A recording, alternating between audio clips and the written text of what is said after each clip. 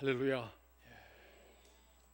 오늘 우리 두 분의 평신도 선교사 파송을 앞두고 담임 목사님께서 저에게 명령을 내리셨습니다. 와서 설교하라 이렇게 말씀을 해서 기쁜 마음으로 왔습니다. 정말 수요일 저녁에 오신 분들이 참 신자입니다. 우리 옆에 분에게 축복합시다. 참 신자이십니다. TV 앞에 있는 분들, 아직 직장에서 모든 분들도 계시겠습니다만은 정말 수요일 저녁에 우리 계산교회 예배의 은혜가 충만합니다. 할렐루야. 우리 찬양대 너무 감사합니다.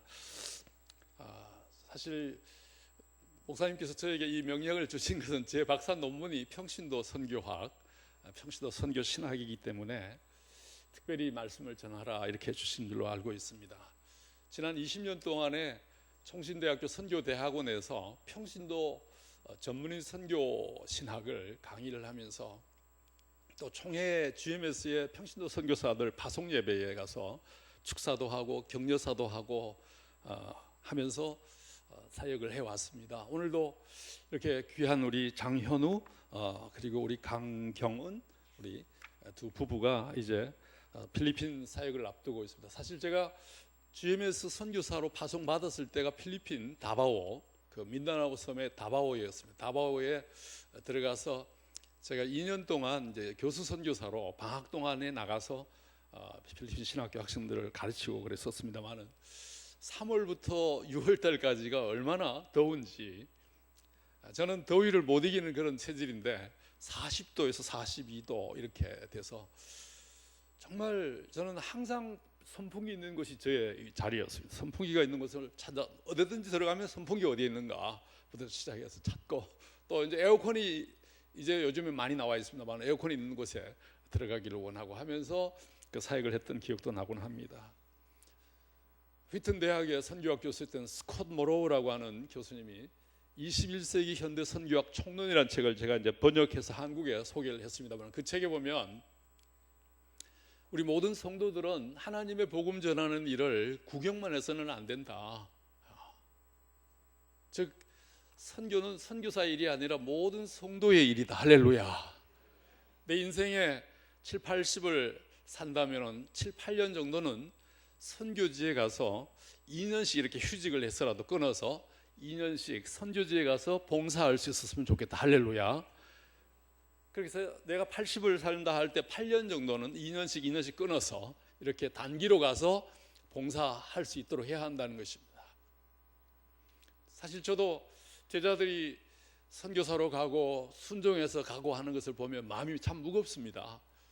말로는 선교하자, 복음 전하자 하면서 실제로 안 가는 사람이 너무 많습니다. 구경하는 사람이 너무 많습니다. 신학교 졸업은 했는데 안 가는 사람도 많이 있습니다. 많이 있고 훈련을 잘 받았는데도 불구하고 그저 내 일이 아니고 옆에 분 한번 봅시다. 이분의 일이다. 주여 보낼 만한 자를 보내소서. 나는 입이 뻣뻣하고 정말로 언어도 둔하고 선교지에 음식도 잘 못 먹고 그 더위도 감당할 수가 없습니다. 옆에 분 한번 봅시다. 보낼 만한 자 이분을 보내시옵소서 하면서 나는 그저 기도하겠나이다, 나는 그저 후원하겠나이다, 보낼 만한 자를 보내셔서 하면 자기는 살짝 빠지는 이런 사람들이 참 많고 그렇습니다. 물론 총신의 졸업생들이 다 사역지로 다 나가면 좋겠습니다만은 지금 이제 여러분들 알다시피 한국교회 전체적으로 수급이 잘 되지 않기 때문에 졸업을 하더라도 한 50% 정도만 사역을 하고 50%는 사역을 하지 못하는 이런 상황도 있고 하니까 마음이 참 무겁습니다만은 오늘 이 자리에 참석한 여러분들은 하나님의 복음 전하는 일을 구경하는 분이 되지 마시고 따라합시다. 참여하는 평신도 선교사가 되자. 오늘 베드로는 우리에게 좋은 선교사가 되기 위해서는 우리가 어떻게 살아야 하는가를 몇 가지로 말씀해 줍니다. 무엇보다도 이 베드로는, 제가 사실 오늘 이 주제는 3시간 정도는 해야 됩니다만 30분 안에 마쳐야 되기 때문에 짧게 요약을 해서 말씀을 드리도록. 우리 권사님 걱정을 많이 하시는 것 같아요. 제 설교를 길어질까 봐 이렇게 많이 하시는데 좋은 선교사, 이 시대에 정말 멋있는 하나님의 복음 전하는 사람은 우리가 누구인가를 잘 아는 사람입니다. 한번 답시다. 우리가 누구인가? 그리스도인은 누구인가? 하나님의 백성은 누구인가? 베드로는 오늘 이 본문에서 네 가지로 하나님의 백성들의 이름을 잘 열거해 주고 있습니다. 2장 9절 초반절입니다. 그러나 너희는 택하신 족속이요 왕같은 제사장들이요 거룩한 나라요 그의 소유가 된 백성이니. 2장 9절을 시작하면서 이렇게 하나님의 백성들의 이름을 네 가지로 연속적으로 불러준다는 것은 우리의 정체성에 대한 확인이 너무너무 중요하다라는 사실입니다. 복음을 전하러 나갔는데 내가 누구인가를 놓치게 되면 복음 사역자 안에도 보면은 다양한 이렇게 계층들이 있습니다. 특히 평신도 선교사로 이렇게 나가게 되면, 목사 선교사로 나가게 되면 그래도 GMS나 이런 교회나 총회를 통해 가지고 후원이 잘 옵니다만은 평신도 선교사로 가면 후원도 그렇게 많지 않고 그저 부분적으로 하다 보니까 여러 가지 면에서 자존감을 잃어버리게 되고 자신감도 잃어버리게 되고, 또 선교지에 만나는 많은 선교사들이 나가 있습니다. 이미 선교사들이 나가 있는 그들과 함께 회의를 하다 보면 자괴감 속에서 자신의 정체성을 놓쳐버리고, 실제로 평신도 선교사는 사역지에 가서 성공하는 평신도 선교사들도 있지만은 실질적으로는 참 낙심과 어려움 속에 빠지는 선교사들이 참 많이 계십니다. 제가 아는 후배 하나는 열심히 선교대학원 2년을 졸업을 하고 또 총회에서 선교사 파송까지 해서 보냈는데 영국 런던으로 갔습니다. 유럽 지부에 들어갔는 GMS 파송 선교사로 갔는데, 가보니까 그 같은 선교사들이 자신을 선교사라 이름을 불러주지도 않는다는 것입니다. 그냥 집사님 그러고 그냥 평신도 그러고 선교사라는 말을 붙이지 않는다는 것이죠. 그래서 기도해 달라고 메일이 옵니다. 그래서 한 달, 두 달, 결국 한 1년 만에 다시 철수할 수밖에 없었던 그런 일들도 제가 가슴 아프게 알고 있습니다. 우리 사람들은, 우리 교회 선교위원회나 우리 성도들은, 우리 장로님들, 우리 권사님, 안수집사님들 이렇게 선교 정책을 하다 보면은 평신도 선교사는 우리가 그냥 이렇게 후원하지 않아도 된다, 그냥 선교 연습생들이다 이렇게 생각하고는 관심을 갖지 않는다는 것입니다. 사실은 여러분, 이 성경 말씀 창세기부터 계시록까지는 모두가 다 우리 하나님의 백성들을 위해 주신 하나님의 말씀입니다. 설교용 교과서가 아니라 우리가 믿고 살고 하나님을 알고 실천해야 할 그러한 생명의 말씀이고 언약의 말씀. 할렐루야. 이거는 나하고는 상관없는, 선교는 나하고 상관없는 이제 두 사람한테만 관계되고 나는 그저 뒤에서 기도만 하면 된다, 이렇게 생각하는 그 자체가 얼마나 잘못된 것인지. 여하튼 여러분, 정말 저는 이 말씀의 주제를 받으면서 저도 많이 무겁습니다만은, 좋은 선교사, 좋은 복음 전하는 자로 우리가 살기 위해서는 베드로가 심지어 강조합니다. 너희가 어떤 사람인가?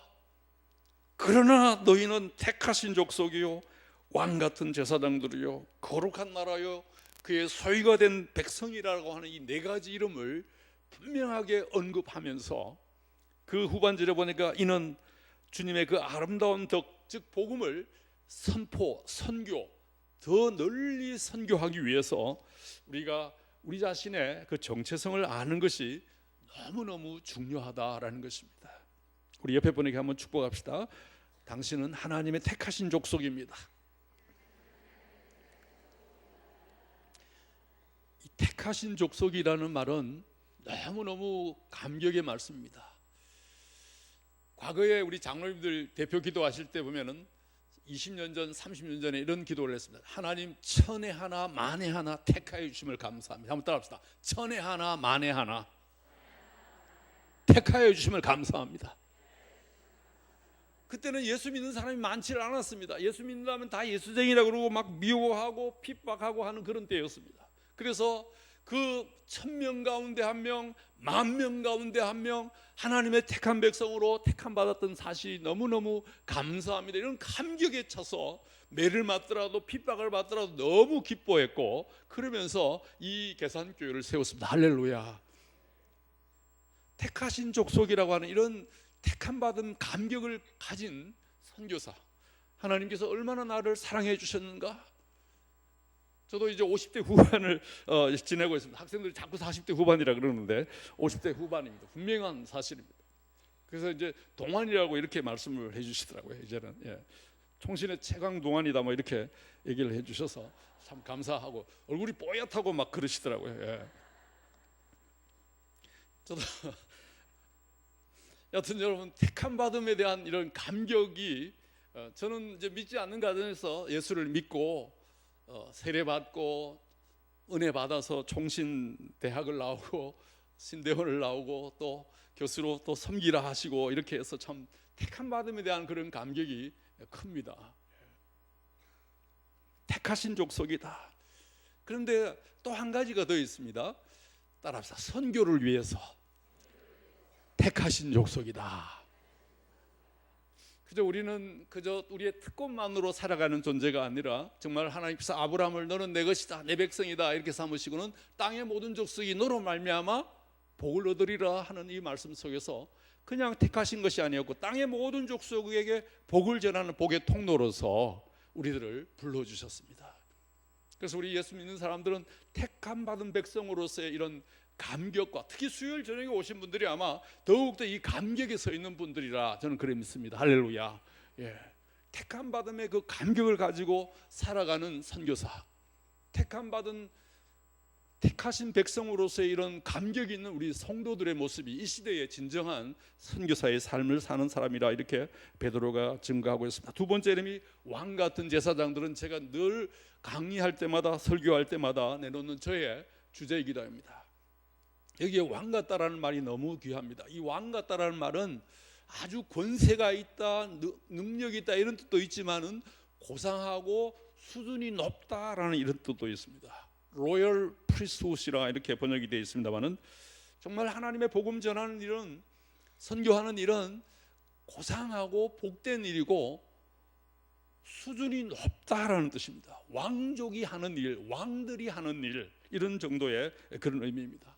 이 땅을 살아가면서 주의 복음을 가지고 전하고 주의 복음을 위해서 기도하고, 민수기 6장 24절에서 27절 말씀처럼 정말 여호와는 내게 복을 주시고 은혜 베푸시기를 원하고 여호와는 그 얼굴을 내게 향하여 두사 평강 주시기를 원한다, 이렇게 늘 축복해 주는 제사장적 삶, 그래서 기도하고 말씀을 가르치는 그 삶의 자체가 너무너무 고상한 것입니다. 우리 옆에 분에게 한 번 더 축복, 고상하십니다.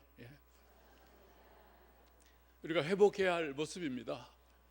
시몬 키스메이커라고 하는 신약학 우리 스승이 계십니다마는, 그분이 베드로전서 주석을 쓰면서 이 2장 9절에 왕 같은 제사장들이란 말은 우리 평신도 선교사에게 주시는 최고의 이름이다, 최고의 영광스러운 이름이다.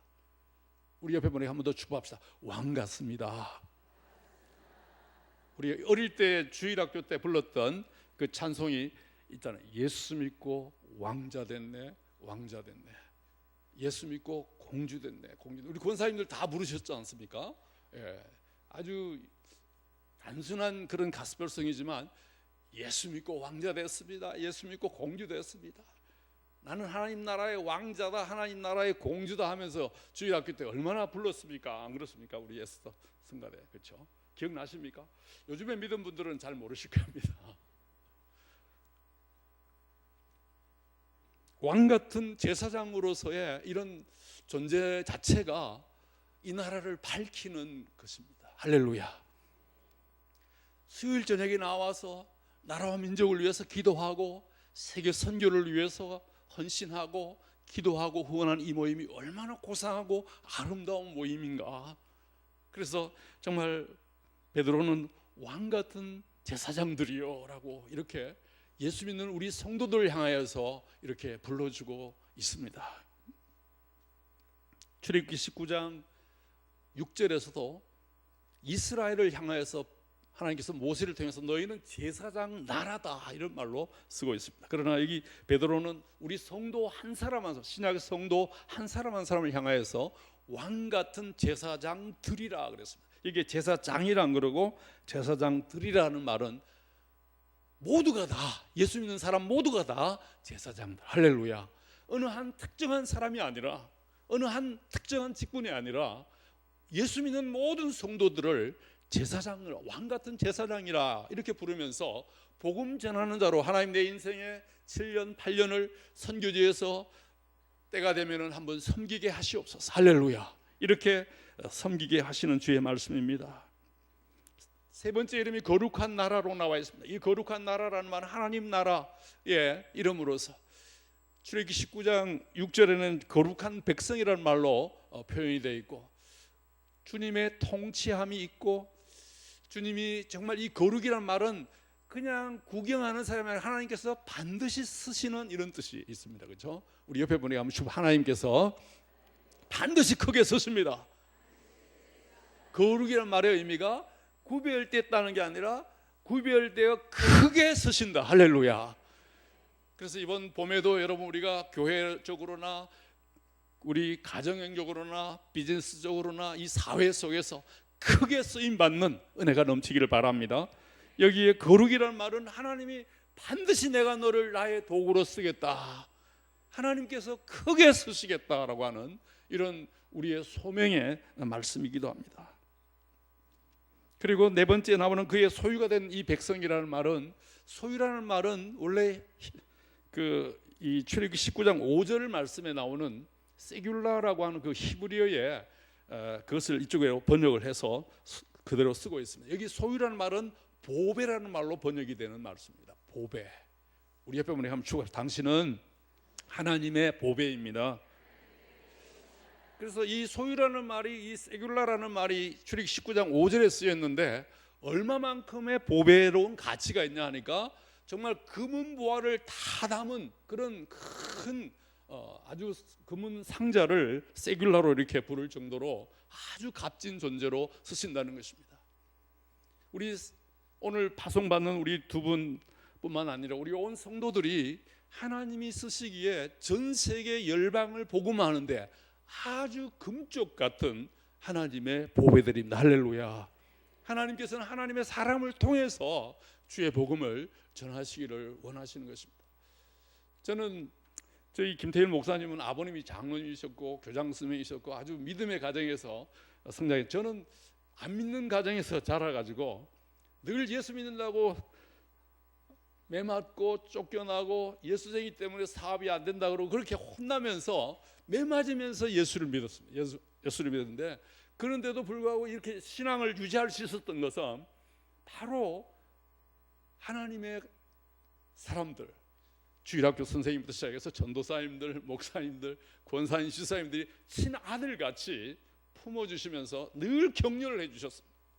저 어릴 때 주일학교 때부터 중고등부, 대학 시절, 심지어 유학 시절까지 정말 저에게 주의 이름으로 기도해 주시고 축복해 주시고 격려해 주셨던 분들이 너무너무 많았습니다. 뭐 학교 선생님들도 시작해가지고 정말 저는 정말 은혜를 많이 받았다, 늘 빚진 자다, 이런 생각을 참 많이 합니다만, 하나님께서는 우리 성도 한 사람 한 사람을 정말 이 땅의 보배로운 금은 보배보다도 더 귀한 이런 소유, 하나님의 소유, 하나님의 보배로 통해서 주의 복음이 증거되게 쓰신다라는 것입니다. 베드로가 이 네 가지 이름을 언급하면서 창세기 12장 그리고 출애굽기 19장의 이 언약서에 아브라함의 언약이나 모세 언약의 핵심적으로 나타낸 이 언약적 배경을 이제 이 베드로전서에 와서 신약의 모든 성도들을 향하여서 불러주면서 우리가 누구인가를 알아야 한다. 정말 좋은 성도, 좋은 선교사는 하나님 앞에서 우리가 누구인가를 알아야만이 감당할 수가 있다는 것입니다. 2장 9절 후반절에 너희가 어두운 데서 불러내어 그의 기이한 빛에 들어가게 하신 이의 아름다운 덕을 선포 잘하게 하기 위해서는 나의 귀하고 복된 포기할 수 없는 이런 네 가지 이름들을 우리가 기억할 때에 귀한 복음 전도자로서의 삶을 살아갈 수가 있다는 것입니다. 평신도 선교사와 목사 선교사의 그 차이는 단 한 가지, 목사 안수를 받았느냐 받지 않았느냐의 차이가 있습니다. 그래서 안수라는 개념 속에서 예배를 인도하고 성례식을 집행하고 축도하고 공적인 일을 수행하는 데 있어서는 평신도 선교사는 목사 선교사의 도움을 받아서 같이 협력을 하게 되어 있습니다. 물론 선교지에서는 이제 최근에 총회에서 선교사의 경우에는 평신도 선교사의 경우에 세례까지 허락해야 되지 않느냐라고 헌의가 되어 있다고 합니다만은 선교적 상황 속에서는 예외적 상황이 적용이 될 수 있다 이렇게 말해서 지금 연구되고 있는 줄로 알고 있습니다만은, 여하튼 정말 우리가 평신도로서 선교사의 소명을 받아서 파송 받을 때에 하나님이 주신 이 귀하고 복된 은혜가 넘칠 줄로 믿습니다. 제가 어릴 때 총신에 처음 1978년도에 들어갈 때 제가 읽었던 조그마한 소책자가 있습니다. 그 책의 이름이 나도 쓰임 받을 수 있을까라고 하는, 그 광주 동명교회 최기채 목사님, 지금 은퇴하셨습니다만은 나도 쓰임 받을 수 있을까? 한번 따라합시다. 나도 쓰임 받을 수 있을까? 정말 나도 선교사로 나갈 수 있을까? 정말 나도 하나님의 일을 할 수 있을까? 나도 하나님의 종이 될 수 있을까라고 하는 이런 첫 출발하는 데 있어서 그 조심스러운 모습이 없지 않아 있습니다. 주님께서 이 베드로를 통해서, 사도 베드로를 통해서 오늘 우리에게 주신 이 말씀은 정말 우리가 누구인가를 바로 아는 것이야말로 너무너무 중요하다라는 사실을 강조하고 있습니다. 두 번째는 하나님과의 관계입니다. 한마디로 말해서 모든 하나님의 사람은 하나님 앞에서 살고 있고 또 하나님으로 말미암아 또 하나님께로 가는 것이 우리의 존재 이유이고 존재 목적이고 삶의 모든 것입니다. 소명감, 하나님께서 나를 불러주셨다, 나를 사랑해 주셨다, 나를 구원하여 주셨다, 하나님과 나와의 이런 관계, 이것이 얼마나 항상 중요한 이런 관계입니다. 선교지에 가면 이런 큰 대형 교회가 없고 그저 가족교회로, 가정교회에서 시작하고 작은 교회로 시작하고, 어떤 때는 교인들이 없어서 터키에 어떤 선교사님 20년 있었는데 20년 동안 한 명도 전도를 못했다는 것입니다. 그렇지만 그 선교지에서 살아가는 그 자체가 선교라고 하는 그런 말을 남기면서까지 터키 선교 통계를 들어보면 1990년에는 뭐 200명의 선교사가 있었는데 교인이 200명이었다. 1995년에는 500명의 기독교인이 있었는데 선교사가 500명이었다. 2000년에 와서 1000명의 선교사가 됐는데 1000명의 교인이 뭐 1500명 조금씩 이제 늘어나서 최근에는 이제 그 숫자가 이제 많이 늘어나고 있습니다만, 아니 이제 현지인들 중에 또 혹은 그 현지인은 아니지만 이주민들 중에서, 외국인들 중에서 이제 예수 믿는 사람들이 늘어나면서 그래도 불가능하게 보였던 그런 지역의 가능성을 봤다 이렇게도 얘기를 합니다만은, 정말 외로운 곳에서 사역할 때에 하나님께서 나를 얼마나 사랑하시는가를 바로 아는 것이 하나님 앞에서 이 소명감으로 살아가는 우리 두 분 선교사님이 되기를 바랍니다. 실질적으로 제가 이 평신도 전문인 선교를 가르치면서 제임스 케네디 목사님이 그 이반젤리릭 익스플로전 우리 교회에서도 하고 있습니다. 전도 폭발을 하고 있습니다만은, 세계 복음화를 완성하는 하나님의 방법이 하나 있는데 그것은 바로 평신도다 이렇게 나와 있습니다. 교회가 성장하고 세계 복음화가 완수되기 위해서는 하나님의 그 한 가지 방법이다, 키가 있다. 그것은 바로 평신도, 즉 하나님의 백성이다 이렇게 얘기합니다. 그래서 평신도야말로 하나님이 가장 귀하게 쓰시는 하나님의 그 전략인데, 문제는 그것을 너무 모르고 있다라는 사실입니다. 제가 처음에 시작하면서 선교는 어느 특정한 사람들이 하는 것이다, 외국에 관심이 많은 사람들이나 영어 잘하는 사람들이나 외국에 주로 왔다 갔다 하는 사람들이 하는 것이 선교다 이렇게 생각을 해서 자기 자신이 선교사라는 사실을 너무 모르고 살아간다는 것입니다. 우리 옆에 분이 오늘 저녁 왔으니까 한번 축복합시다. 당신은 선교사입니다. 이 제임스 케네디 목사님이 그런 얘기를 했습니다. 평신도야말로 교회 성장과 세계 복음화를 위한 가장 중요한 키가 된다. 목사님이 목회하고 전도사님이 전도하고 선교사님이 선교하고 99%나 되는 교회 성도들은 기도만 하면 된다. 그저 헌금만 하면 된다가 아니고 이제는 현장으로 가는 선교사, 이걸 평신도 선교사라 그렇게 얘기합니다. 야마모리라고 하는 일본계 미국인이 있습니다. 이분이 이제 로잔 총재도 하시고 하셨는데, 이분이 평신도 선교사를 특별히 하나님의 특사들이다. 우리 옆에 분에 한번 쳐보세요. 하나님의 특사입니다.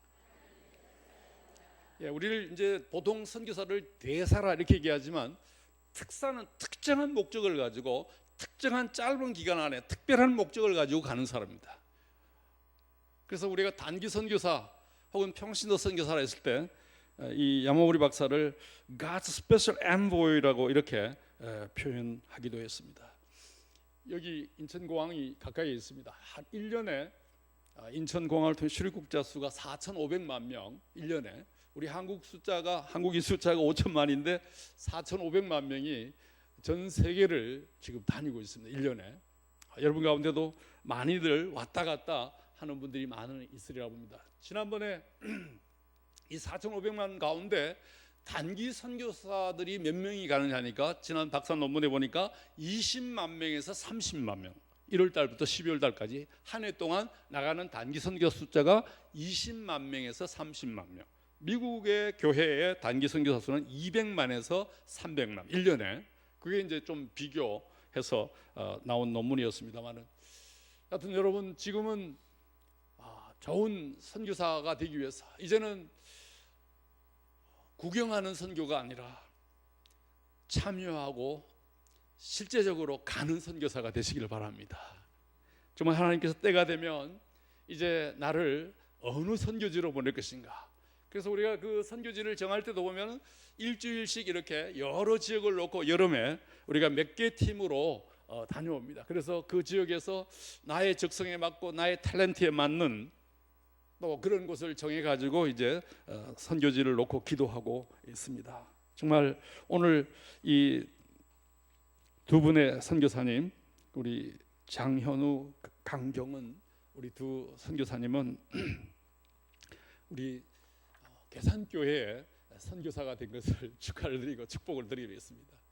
어떤 교회는 파송해놓고 잊어버리는, 지원도 하지 않고 후원도 하지 않고 생각 속에서 잊어버리는 그런 교회들도 참 많이 있습니다만은, 제가 정말 사랑하고 또 존경하는 우리 김 목사님, 또 우리 계산교회 우리 선교사님들, 또 단기 선교사들 그동안 많이 지켜보면서 정말 복된 교회다. 모든 교회에서 선교사들 다 철수를 시킨다 이런 소리들을 많이 하는데, 또 우리 귀한 교회에서 이렇게 좋은 선교사를 파송하게 하신 하나님께 또 감사를 드리고 또 우리 축하를 또 드리고 싶습니다. 정말 현장에 가서 하나님의 말씀으로 승리하는 우리 두 분이 되시기를 바랍니다. 기도하겠습니다. 아버지 하나님 감사드립니다. 우리 계산교회를 하나님 이렇게 건강하고 든든하게 세워주셔서 세계를 섬기는 귀한 교회로 사용하여 주시니 감사합니다. 2016년도가 밝으면서 2월달 이 귀한 예배 시간에 하나님 축복하여 주시고 두 분의 선교사에게 성령 충만, 은혜 충만 역사하여 주옵시고 우리 교회 위에 하나님의 은혜가 충만하게 하여 주옵소서. 예수님의 이름으로 기도합나이다. 아멘.